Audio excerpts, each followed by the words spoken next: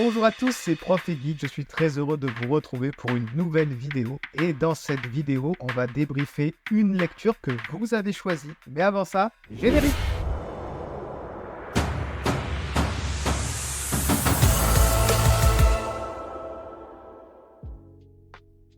Il y a quelques semaines de cela, vous nous avez choisi une de mes lectures et vous aviez voté massivement pour le titre Batman Nightfall.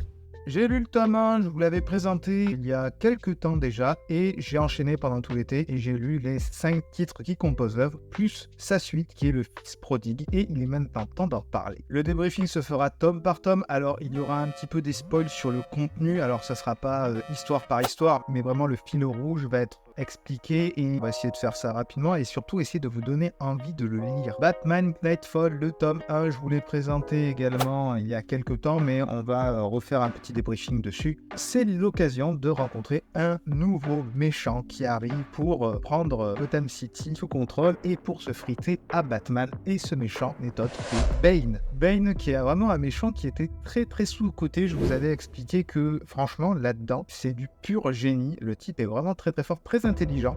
On le voit commencer à surveiller Batman parce qu'il sait que c'est lui l'homme à abattre. On le voit réfléchir, on le voit vraiment monter son plan et ne pas faire n'importe quoi. Le type est ultra intelligent, vraiment prêt, et il sait ce qu'il veut. Et on va aller de page en page pour voir un petit peu son plan se mettre en marche et surtout sa confrontation avec Batman. On voit qu'il y a des moments où il n'en est pas loin, puis finalement non, puis c'est le bon moment. Et ça y est, l'affrontement a lieu et on sait tous ce qui va se passer, surtout si vous avez vu le dernier film de Batman de Nolan. Avec là si on regarde un peu la couverture, on voit très bien que Batman perd contre son nouvel ennemi. Et ça, c'est quand même assez novateur. Alors, il y a rarement eu des défaites aussi cinglantes pour le Chevalier Noir et surtout des défaites qui vont laisser des traces. On passe au tome 2, juste après la chute du Chevalier Noir. Se pose des questions. Bane continue à agir en tant que criminel. Il y a des cinglés d'Arkham et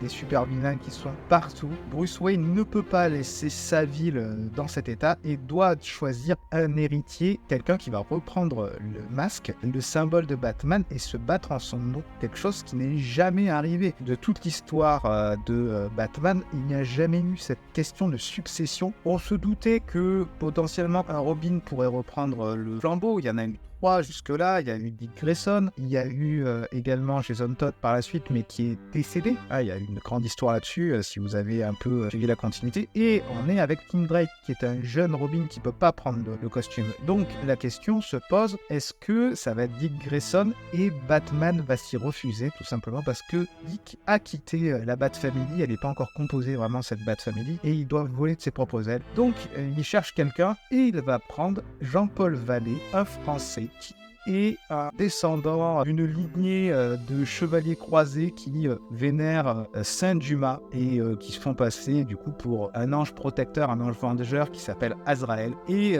du coup, il le charge avec Robin défaire Bane et de vraiment sauver la ville. Pendant ce temps-là, Bruce aura d'autres aventures et ça, je vous en parlerai un tout petit peu plus tard. Ce tome-là est également l'occasion de voir justement Jean-Paul Vallée prendre le rôle de Batman en main et essayer de se venger du coup de Bane. Il va y avoir la conclusion de cet affrontement puisque ça se termine là-dessus.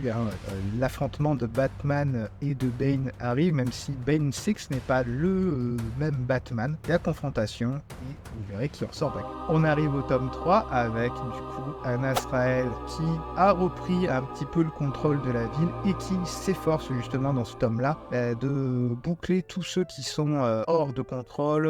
Il y a alors des vilains plus ou moins importants. On va retrouver des double faces, on va retrouver des jokers, on va retrouver ce genre de vilains. Alors il y a eu un super épisode sur l'épouvantail, franchement, que j'ai vraiment adoré, un épouvantail qui s'érige en tant que dieu de la peur. Franchement, c'était génial. Et on voit comment Azrael essaye en fait de moderniser entre guillemets Batman, puisque en fait il va le doter d'un nouveau costume, alors plus médiéval mais plus moderne dans l'armement, et en fait il laisse cours à ce qu'il appelle le système pour améliorer tout ça, et en fait pour monter en puissance et être inarrêtable complètement. C'est à partir du tome 4 qu'il y a un énorme changement. Azrael continue de monter en puissance mais commence à sombrer dans la folie, où son désir de prendre la défroque de Batman comme il dit et laisser son passé derrière lui, ça rentre en conflit. Il y a Saint-Dumas, ton patron protecteur, qui commence à lui parler, donc le type devient un peu schizo, mais il y a la version d'Azrael de son père qui est là aussi, et les deux s'opposent.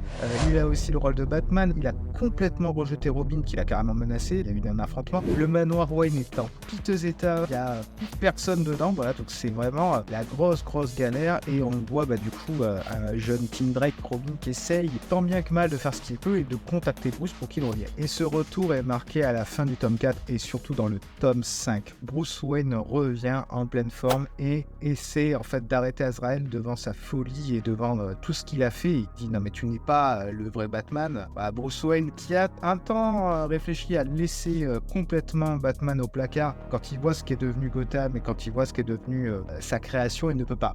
Donc il y a un affrontement littéralement entre les deux Batman, les deux Batmen, on va dire ça comme ça, la version modernisée vénère contre la version authentique et originale, et l'affrontement se fait avec la reprise du symbole et du costume par Bruce Wayne, ce qui conclut l'arc et qui le conclut bien. Il y a vraiment une fin qui m'a vraiment touché, c'était vraiment très poignant. Il n'y a pas que de la baston, il y en a forcément, mais Azrael est touchant sur la fin, même son côté fou, on se dit que c'est pas sa faute, il y a des choses qui sont attendrissantes, et la fin avec la sortie de la grotte, la lumière, je veux pas trop en révéler, mais qui ramène sur le bon chemin pour Azrael, et c'était vraiment pas mal. Et Bruce Wayne qui fuit cette lumière pour retourner dans l'ombre du manoir, la fin elle est juste super symbolique et c'est vraiment très bien. En ce qui concerne Bruce Wayne, on le voit au fil surtout des 4 premiers tomes, qui est en fauteuil roulant, qui a du mal à se remettre et qui essaie de partir à la poursuite de gens qui ont enlevé son médecin et le père de Tim Drake. Il amène un fil conducteur qu'on voit à certains moments dans les tomes,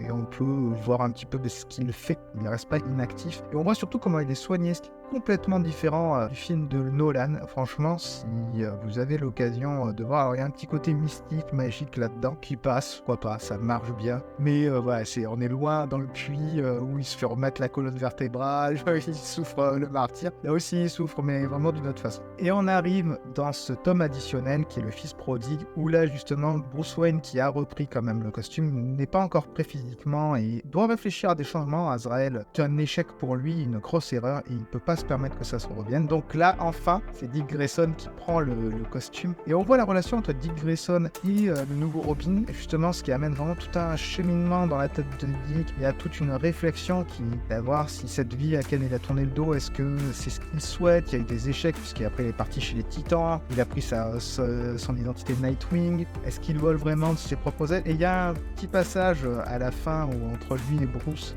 il y a le côté père-fils qui ressort, et c'est juste attachant, et on voit vraiment Bruce reprendre à la fin le costume, même s'il y a des changements. Au début, le costume est ultra sombre, avec des grandes oreilles, il y a beaucoup de choses dans ce tome-là qui sont vraiment très sympathiques. Il y aura d'autres histoires avec Dick en tant que Batman, je vais pas en parler ici, mais franchement, c'était un pur régal. On arrive à la conclusion. Nightfall, est-ce que c'est un run que je recommande fortement? C'est vraiment très bien. Le dessin est un petit peu vieillot, mais c'est une histoire qui est juste géniale. J'ai enchaîné du coup des 5-6 grosses intégrales assez rapidement. C'était une très bonne lecture. Il y a des passages plus ou moins bien, il y en a vraiment qui sont plus iconiques que d'autres, mais toute cette réflexion autour de rôle de Batman, est-ce qu'il est indispensable, est-ce qu'il peut y avoir une succession, c'est vraiment le cœur du récit, et c'est vraiment un run. Si vous avez l'occasion de le lire, faites-le, ne passez vraiment pas à côté. La vidéo touche à sa fin, je remercie tous ceux qui vont le prendre le temps de la regarder, de me mettre des pouces, des commentaires. J'adore interagir avec vous. N'hésitez pas à me dire si vous l'aviez déjà lu ou si je vous ai donné envie de le lire. Je remercie également Ezra pour la miniature et le montage. N'hésitez pas à aller voir son Instagram, c'est dans la description de la vidéo, elle fait un super travail. C'était Prof et Geek, je suis très content d'avoir fait un petit bout de chemin avec vous dans ce multivers de la pop culture. On se retrouve très bientôt pour une prochaine vidéo. Ciao ciao.